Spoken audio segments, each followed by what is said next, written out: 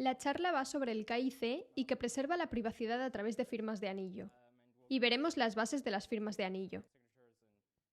Explicaré lo principal porque puede ser poco intuitivo si no conocéis las operaciones básicas y por qué respondemos en KIC. Básicamente, el tema de esta charla va más allá de poder usar la criptografía, que no siempre se trata solo de pagos, sino que puedes usarla de manera más general para hacer que los contratos inteligentes sean más valiosos. Y la agenda. Motivación, simplemente de nuevo, ¿por qué necesitamos esto? Crypto Crash Course, que va a explicar un poco sobre las curvas elípticas. Otro Crypto Crash Course va a explicar la firma de anillo y el esquema de círculo actual. Entonces, ¿qué es KIC para preservar la privacidad? ¿En KIC o AML? Bueno, KIC significa conoce a tu cliente y AML, prevención de blanqueo de capitales. Solo importa que el comprador pueda participar en una transacción. No importa lo que hagan más allá de eso, especialmente en Ethereum. Si estoy recaudando dinero para una venta colectiva, solo me importa lo que haga el tipo cuando compre mi token. No me importa lo que haga más allá de la compra de mi token. Entonces, quiero decirle a la SEC, o quien sea que tenga una entidad reguladora en tu ciudad, mira, hice la validación para quienes compraron esto, pero no tienes que darles la serie de transacción entera. La analogía es que tu banco necesita saber quién eres cuando abres una cuenta con ellos.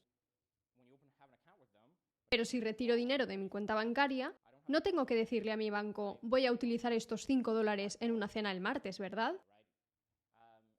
Todo lo que les importa es esa relación de custodia, y es lo mismo en privacidad.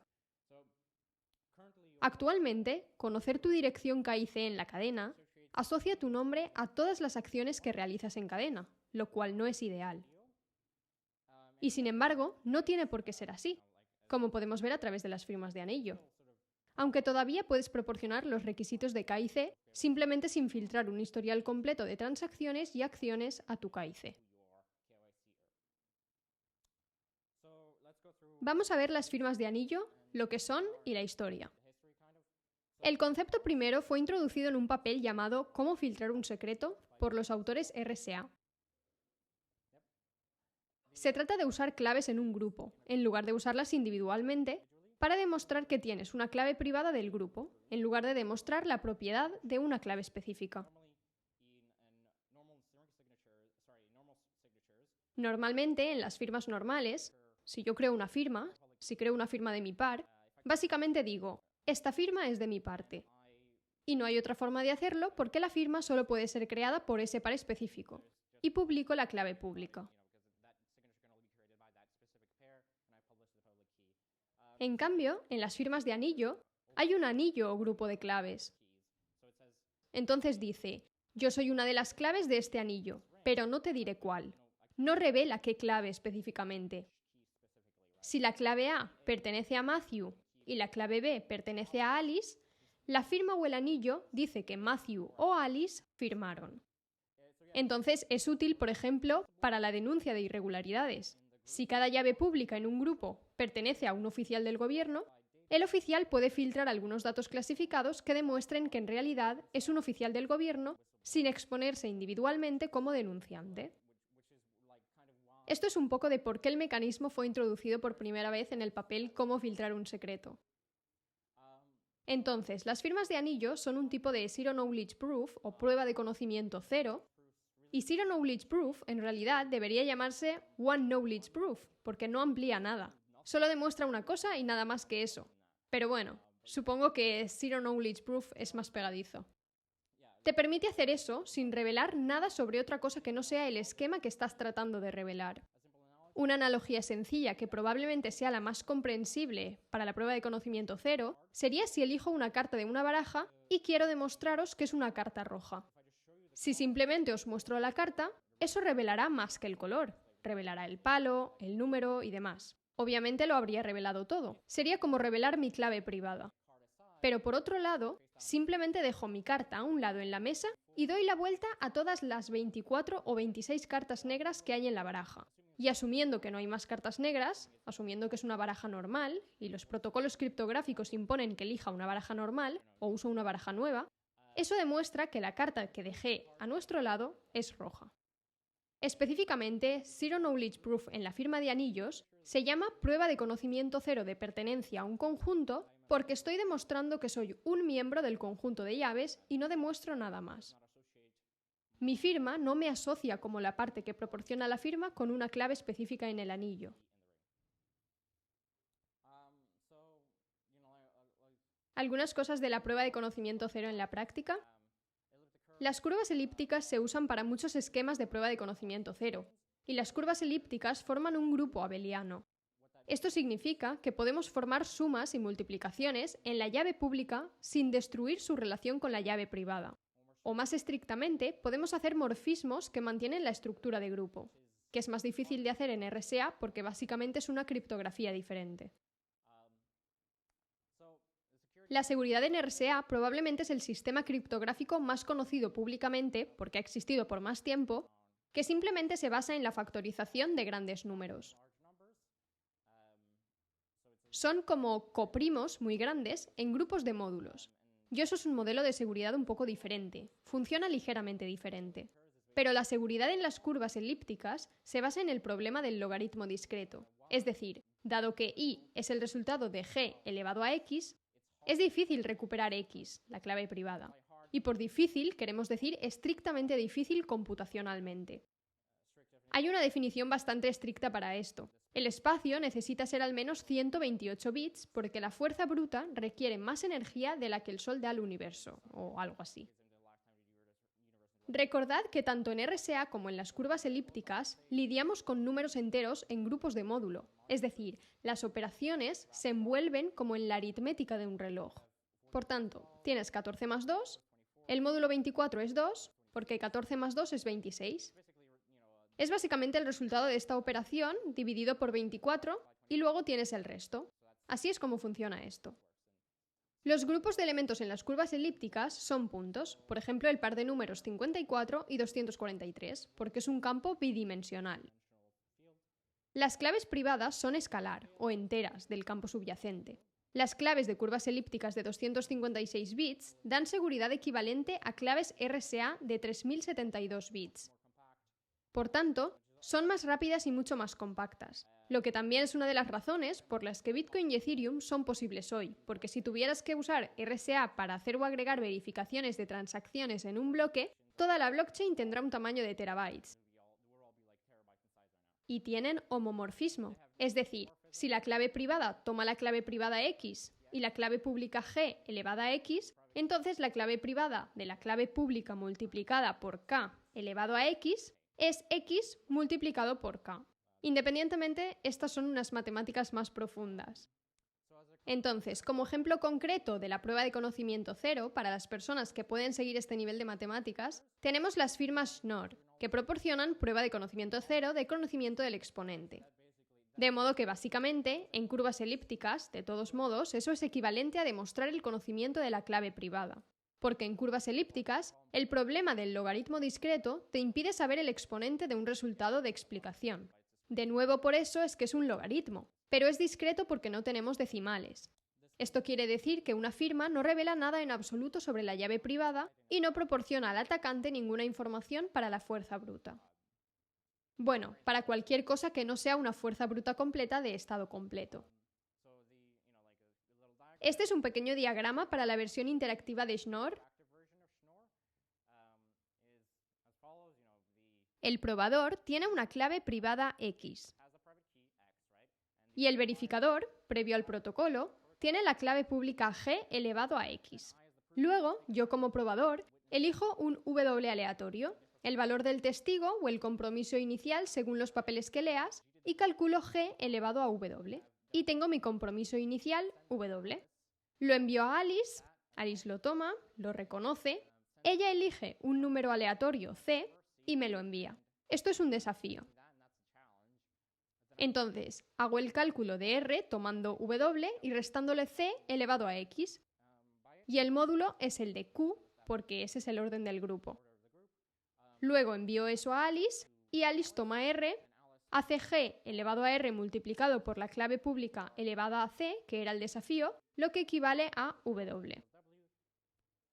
La prueba algebraica de esto, de nuevo para la gente que puede seguirlo, es que si tomas g elevado a r y lo multiplicas por la clave pública elevado a c, eso es igual a w.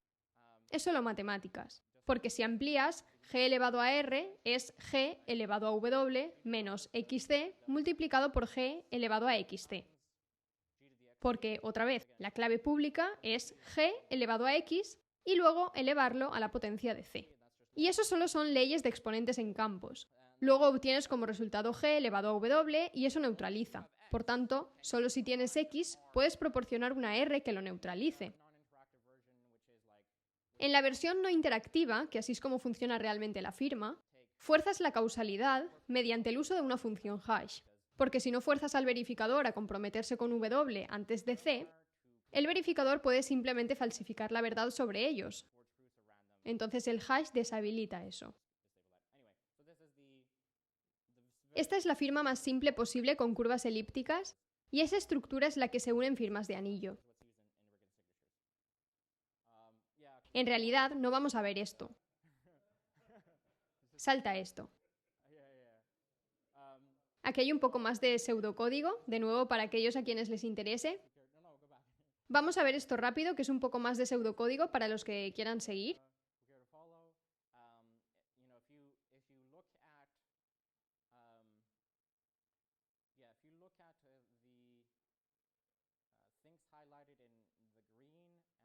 Si miráis las cosas subrayadas en verde, en rosa y en azul, tienen estructuras muy similares a firmas de Schnorr que acabamos de ver.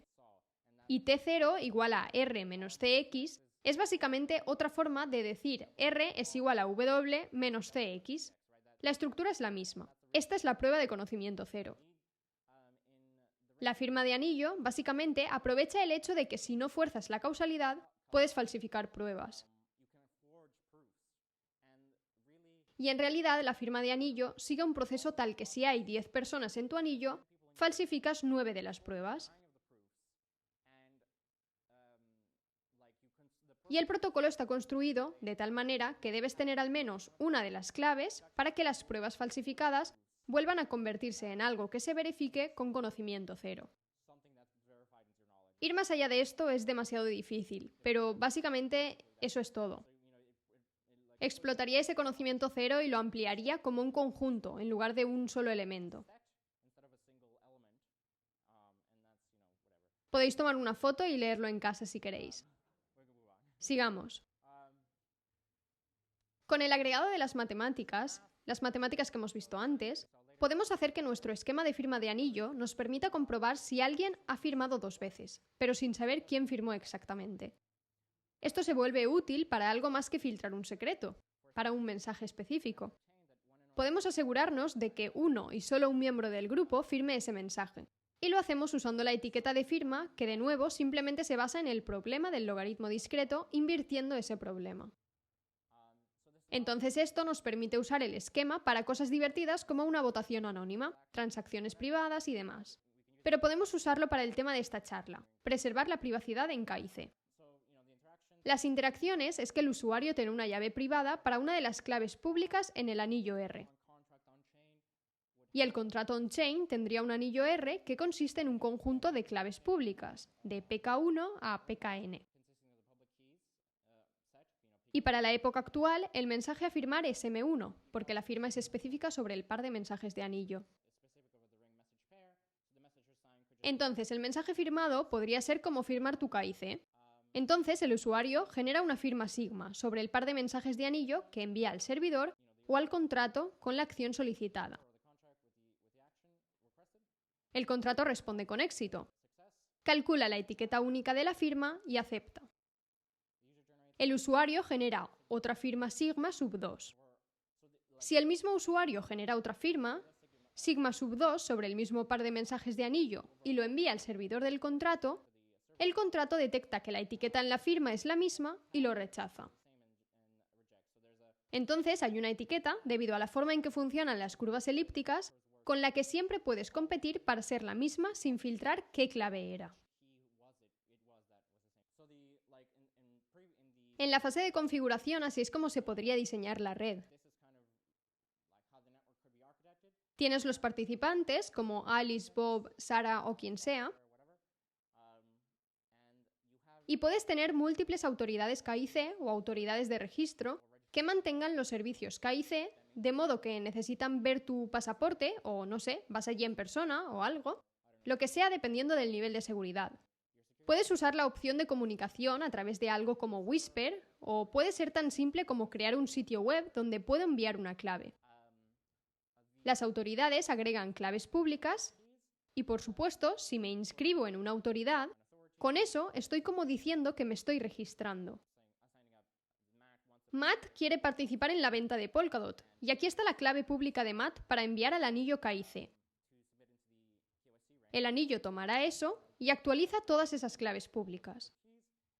Luego, una vez finaliza el periodo de agregación, que digamos que es una semana antes de la venta abierta más o menos, las autoridades envían el conjunto de claves públicas que agregaron más un mensaje diciendo que estas llaves son KIC para participar en la venta de Polkadot o para participar en una venta de hasta $1 millón en concepto de aporte.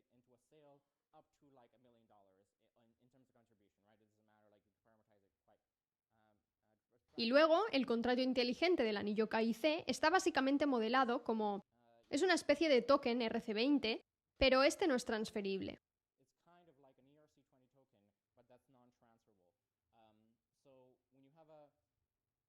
Entonces, por otro lado, en un set de interacción completamente separado, si yo envío mi clave pública a la autoridad la envía a los agregados del contrato, debido a cómo funciona la firma de anillo.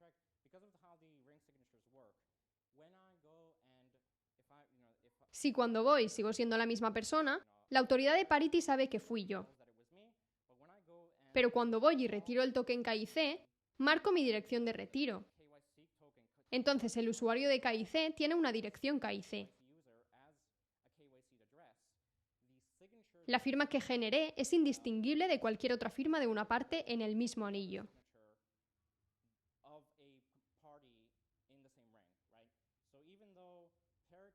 Entonces, aunque las autoridades o la blockchain lo sepan, la persona que acaba de proporcionar, o la dirección, digamos que tenemos la dirección A que proporcionó la firma del contrato inteligente para registrarlos como una dirección KIC, participó en el proceso de autoridad KIC, pero ellos no saben quién fue.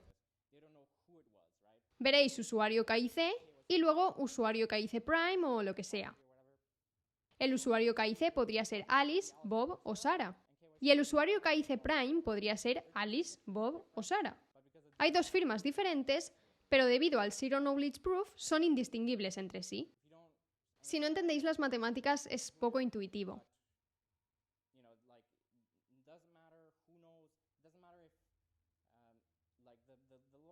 El pequeño proceso del principio, que es rojo, técnicamente también podría hacerse en cadena. Puede haber un contrato en la cadena principal que dice: Matthew tiene la clave pública 1. Pero cuando voy a retirar el token KIC desde una cuenta aleatoria, nadie sabría nada más que Matthew. Podría ser una de las tres partes en el proceso KIC. La magia de las curvas elípticas. En conclusión, con las direcciones validadas sobre el anillo KIC, sufrimos menos pérdida de privacidad, ya que todo lo que sabe es que esa dirección está en el set de direcciones KIC. Habilitamos un protocolo para tipos diferentes de KIC, incluso para el mismo conjunto de claves. Por lo que en el mismo anillo puedes decir: mira, tenemos la capacidad única para hacer una transferencia de una clave, la capacidad única de hacer una transferencia de 10 claves. Siempre que hayan firmado estos mensajes, el anillo puede ser el mismo. No puedes distinguir firmas en conjuntos de mensajes. El proceso KIC puede ser permissionless, dependiendo del proveedor de servicios en el que el anillo KIC elige confiar, como en el ejemplo de forma que detallé antes. Puedes tener una especie de red descentralizada de estos proveedores KIC y quizás ciertos proveedores KIC pueden ganar reputación porque hacen la debida diligencia. Y puede haber un mercado para KIC si lo quieres. Y solo se requiere un paso off-chain para enviar las claves a los validadores KIC. El resto se puede hacer todo on-chain. Bueno, en teoría puedes hacerlo on-chain también, por lo que no requiere ningún paso fuera de la cadena, pero es más barato hacerlo fuera de la cadena. Entonces este contrato en su mayoría ya existe. Está en Ethereum. Ahora es posible porque agregamos algunos códigos de curvas elípticas. Realmente no necesitas emparejamientos bilineales para esto, pero la implementación del contrato usa BN256 porque es la única curva disponible y es una curva de emparejamientos bilineales. Pero las curvas de emparejamientos bilineales pueden ser usadas como curvas de emparejamientos no bilineales. Estoy haciendo que alguien audite el contrato, por lo que pronto se implementará en la red principal y luego la gente lo podrá usar para el proceso KIC arbitrario.